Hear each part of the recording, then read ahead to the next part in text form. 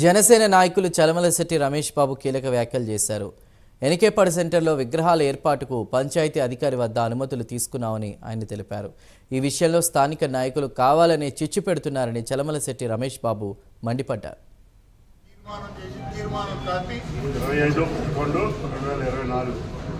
ఆ కాలనీలో సుమారుగా 13 ఎకరాల కాలనీ అక్కడ ఇల్లు కట్టుకొని 300 మంది మరి కాపురాలు ఉంటున్నారు.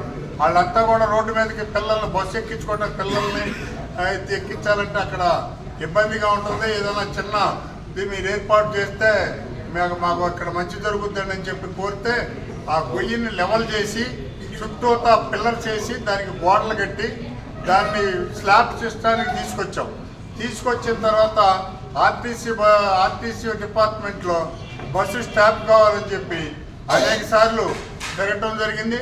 దాదాపుగా అది 7-8 మాసాలు తిరిగినా కూడా వాళ్ళు బస్ స్టాప్ అలౌ చేయలేదు. లాస్ట్ గారు చెప్పింది ఏంటంటే రామాలయం దగ్గర బస్ స్టాప్ ఉండగా ఇక్కడ బస్ స్టాప్ ఇవ్వండి, ఇంత దగ్గరలో ఇవ్వటం కుదరదని చెప్పారు. సరే బస్ స్టాప్ ఇవ్వనంటున్నారు కనుక అని చెప్పి మేము ఇక అక్కడి నుంచి వదిలేము. ఆ తర్వాత ఖాళీ స్థలం చుట్టూ గోడలు కట్టడం, పిల్లర్లు వేయటం కారణం చేత ఎక్కడెక్కడ ఉండ కొంతమంది మైండ్ లేనర్స్ వంటి వాళ్ళు, కొంతమంది అక్కడ బాగా తాగేవాళ్ళు, గంజాయి కొట్టే పిల్లలు ఈ ఫుల్గా అక్కడ గంజాయి కొట్టడం, పడుకోవటం, లేడీస్ వస్తూ ఉంటే వాళ్ళ వత్తనాన్ని కూడా తెలియకోకుండా అక్కడ పాసులు పోయటం అరాచకంగా చేస్తున్నారని చెప్పి ఆ వాడకట్టులో ఉన్న వాళ్ళంతా కూడా లేడీస్ వచ్చి నాకు చెప్పడం జరిగింది. మన జాతి పిత మహాత్మా గాంధీ గారి విగ్రహాలని ఇక్కడ ఏర్పాటు చేసుకోవడానికి ఎప్పటి నుంచో ప్రయత్నాలు చేయడం జరిగింది. అలాగే స్థానిక జనసేన పార్టీ నాయకులైనటువంటి